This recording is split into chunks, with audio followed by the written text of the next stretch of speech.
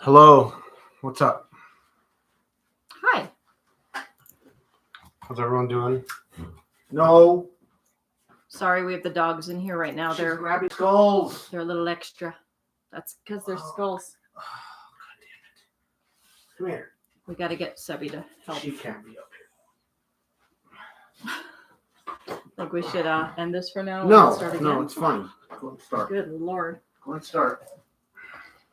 Wanted to give you an update. It's been a while, and we've kind of been holding information and trying to see how things work out. And today I had my follow up with my surgeon again, and follow up with the plastic surgeon, and also an appointment with the oncologist. Not great news. So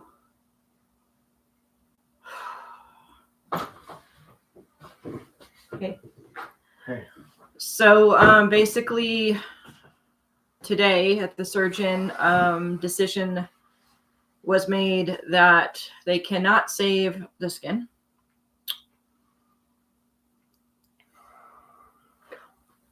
We can't save the skin. So our fight to save the skin failed. And she's going to have to go under more surgery, and they're going to have to remove the implants. And it's a fucking nightmare, to be honest. So basically that is too much, dude. Our decision that needs to be made right now is to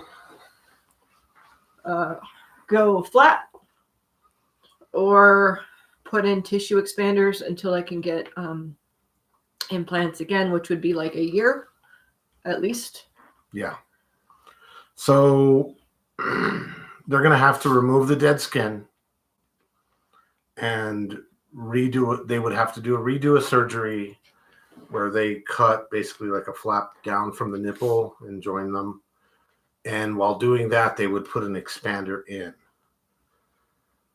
That expander would be empty until she healed, and then they would start filling it with saline to make room for the implants in the future. The other option is to just remove the breasts entirely and go flat. And we didn't know that Heather's genetics were such that she has very thin skin. Another genetic win on my bucket list. It was so rare that they didn't even bring this up to us as a possibility of a complication. I mean, we're talking rare, like 5% and less. So Dr. Schultze, who's relatively young, in her entire career, she's never had this happen. Yay, me. She is devastated, the doctor. She is extremely just so sad that this is happening. They were doing everything they could to try to save the skin. Like Heather said, you told them you were doing the nitro paste. That was a brutal process, guys. I couldn't even function for like 7 hours. Literally nothing helped. Imitrex, Tylenol, ibuprofen, ice packs, literally nothing. All I could just white knuckle it on the couch for 7+ hours a day. It's made it impossible for me to go to work. Now we've got this new complication. So next week, either way we decide, next week is the surgery. So I have to go through another surgery with another at least 2-week healing process.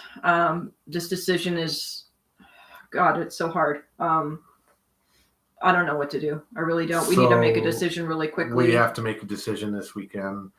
We are leaning in the just go flat category. Kind of was leaning a few hours ago in the tissue expanding, but the more that I'm hearing about it, the more about the process. I don't know if it would work for me. Being that my skin is so thin, I might end up going through this whole thing again.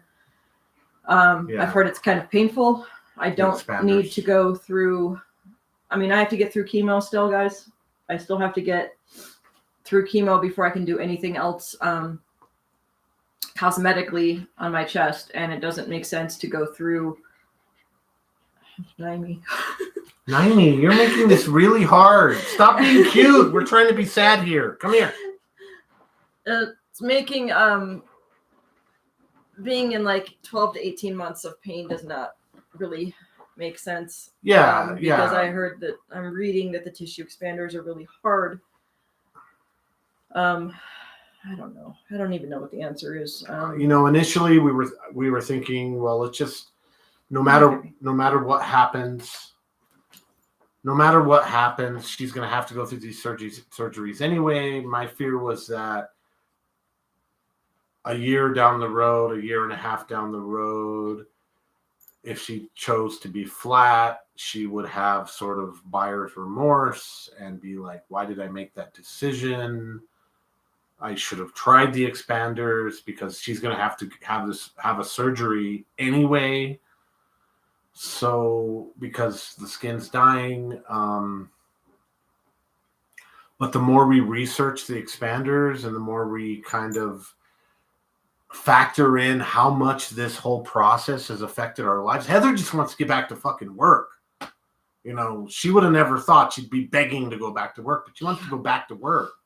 I want to get back to my art. I want to get back to work. She can't do anything. Having a normal shower, being able to do laundry, help around the house. I can't do any of that. Yeah, and I'm doing laundry, guys, and that is a shit show all in itself. Okay? I love him, but he's right. I am not. I mean, I will even put loads in there and forget to put the pot in there. The soap. I'm glad you're still pretty, sweetie. Are you kidding? This isn't pretty. This is ugly. But, I'm not good at it. Okay. Keeping all the balls in the air of the household. I can do it for a while, but do we want to extend that months? Really? I guess I can get better at it, but anyway, Heather doesn't know if she wants that. So the way to faster healing, less surgeries, less bullshit is to just get rid of the breasts. So we are sort of leaning in that direction, but we have to decide by Monday if that's what's going to happen. Monday, we have to call and let them know what we want to do. If we want to remove the breasts, we'll do that on Tuesday afternoon. If we do not, if we're doing the tissue expanders, we'll work with Dr. Mins. And then it's at least another 2 weeks of healing. So it's 2 more weeks of not feeling like a human or contributing to society in any way. And the honest truth is the dying flesh is pretty rough to look at. I mean, it's black. We both saw it for the first time today, and it's not good. It's not good. It's bad. It's not good to look at. It's pretty shitty space to be because I don't know what the right thing to do is. I really don't. It's weird. It's weird how you can change your opinion on something so quickly. This morning, I was totally you already have to do the surgery anyway. We might as well try the expanders. The more and more I sit with it, the more and more I feel like we should just take the breasts off completely. And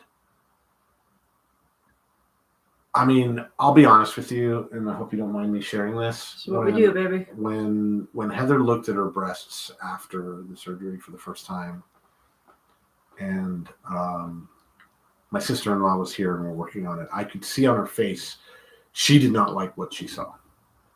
And she did not like what she looked like. And, to get the breasts to look symmetrical and to look somewhat normal is going to require further surgeries. I'm afraid of that as her being with the breast being gone as well. But I think we can get over that. Well, I'm fine with that. But I think, ultimately, I feel like it's really going to be honestly chasing what the original looked like. And that's kind of a fool's errand. I think that's where, not to be like whatever, but I feel like people who get like plastic surgery because they want to, they keep chasing it. They keep getting more plastic surgery. And I know that isn't the case because this isn't like elective surgery. I didn't choose this for myself. I would have never chosen this for myself. I feel like the same thing can be said for somebody who goes through this process, because you lose a lot. Yeah. It's okay, sweetheart. It's okay. And, you know, I don't want to constantly be chasing. And we're not those people anyway. I don't want to constantly be chasing a version of myself that I'm not going to have again. We're not those people anyway. It is what it is. I just want it to be done so I can get back. She can get back to life, something. back to normal, you know. So I'm we sorry, just want but the nightmare to be over. This is like real life. This sucks. And this is why we're doing this, because anybody who's going through this is the shit that they don't talk about. And we need to talk about it because it affects every woman who's going through this. There's a lot of things that people don't talk about, including the doctors. I didn't know that this could happen to me. Yeah, it was like a 5% chance. And I think women need to know that this can happen. And it sucks. And you're chasing all this shit to try and save skin and dealing with deliberate, like, excruciating migraines just to hope to save the skin. And it doesn't work. It didn't work. It didn't work for me. Doesn't mean it's not going to work for somebody else. For me, it didn't work. And now we're facing this decision. And it's like so hard to choose what's right and what. I don't know what I'm going to feel like in a year. Maybe I do want boobs in a year. Maybe it won't matter. I don't know. But if I do it in a year and it doesn't work, then I'm right back at square one. So what's the point? I don't know. Yeah. I don't know. So we have this weekend to decide what we're going to do. Are we going to get rid of the breast completely, or are we going to try the expanders? And I think we should talk to Dr. Schultze some more. I'm going to send a text to Dr. Schultze. She's amazing, by the way. I don't I didn't want to really drop her name. Oh, sorry.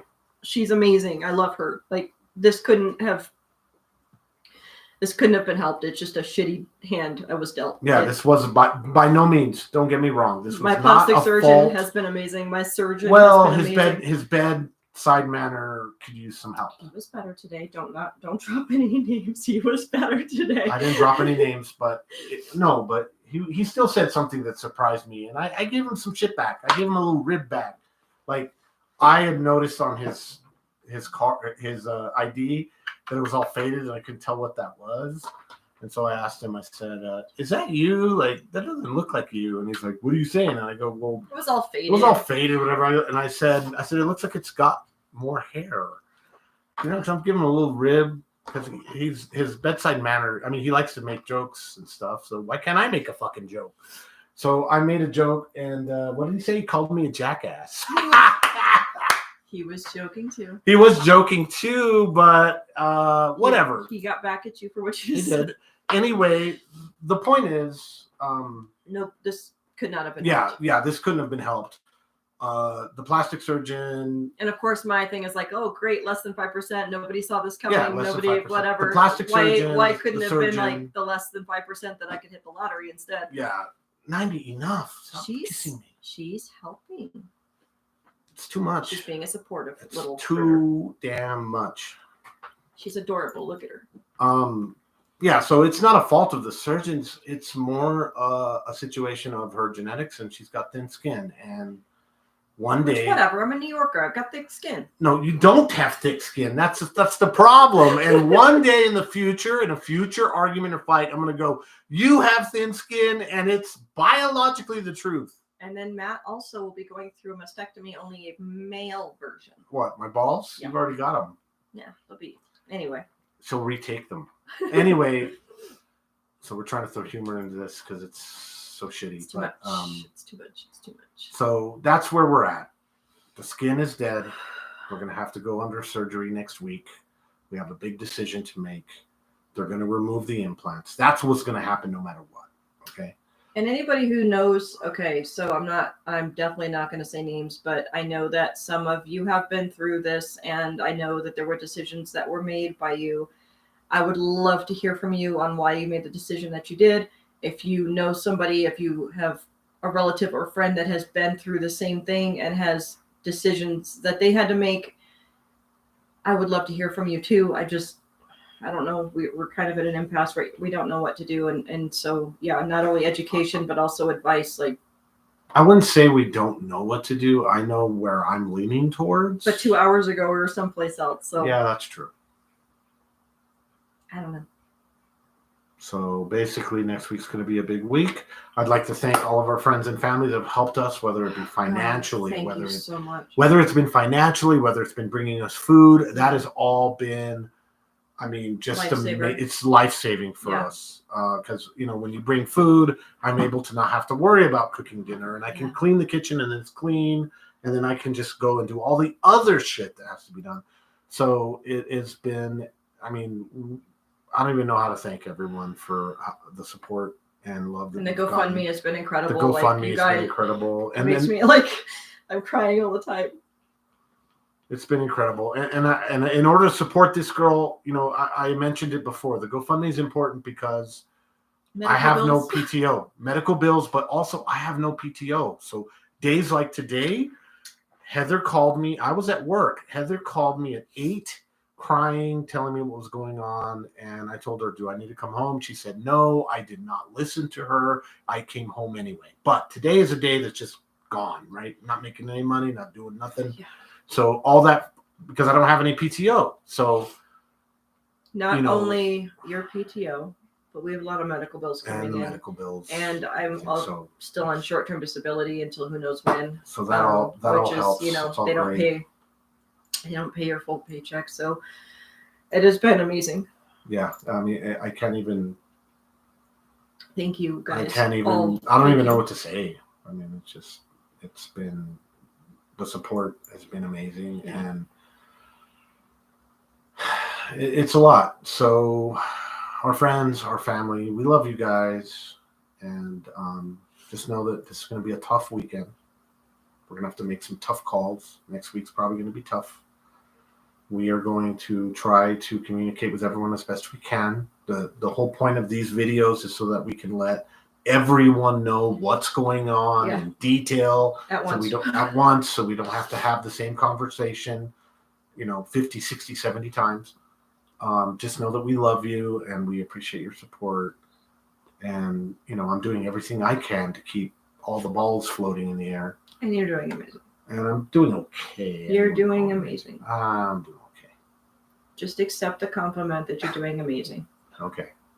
And we love you guys. And that's basically where we're at. So I think we're, like Heather said, if you have friends or family that have had this decision, she would love to hear from people to hear. We read a comment on our breast cancer group. Read that comment, babe. I don't have my phone with me, but basically I have a breast cancer group that I follow on Facebook. It's ER/PR positive, HER negative Facebook group, which is what I was diagnosed with. And the first person responded. I posted the situation because, people have been through it. First one said basically like she had it. She had the tissue expanders are extremely uncomfortable and probably in my situation wouldn't be the best. Other thing is somebody posted that they've never met a woman that decided to go flat-chested that has regretted their decision. That was a powerful comment. That was huge. A really fucking powerful comment. Yeah. Excuse my language. No, but I mean, if that's the case, then decision made, right? Yeah. Because we always said we would make the decision based on what was best for her, not aesthetics. So, but my whole point in factoring in the reconstruction was, like I said, looking at her face when she looked at her breasts in the mirror. But then how would it feel like after every surgery if you saw that face? After every reconstruction surgery, if you saw that face? But like they say, it would, at the end of all the reconstructions, you should end up with breasts that are somewhat symmetrical and decent looking. They will work on that, which I do not have right now. Thank you very much. But the reality of it is, if we go flat chested, she gets the surgery and then it's done. She gets over it and then it's done. And to be fair, I was told the first surgery is not about aesthetics. It's about getting the cancer out and putting something in to save the space to fix later. Yeah, and then later, we got the cancer out. Now we're dealing with all and there's a deflap option, but the honest truth is that's really only an option for trophy wives and rich people. The D-flap option. Yeah, I would was be, told today I'd be a great candidate for D-flap, which is when you. How screwed up is this world? Where I finally get my tummy tuck. The tummy tuck would happen, and all of that would be moved to make breasts. Hey, ideal situation, but I would be sent to a different state, hospital stay for days, and we can't afford that. Insurance would be a fight, and the best case scenario with insurance would be a 70-30 split because it And is out of state. We can't It afford sounds that. like an ideal situation.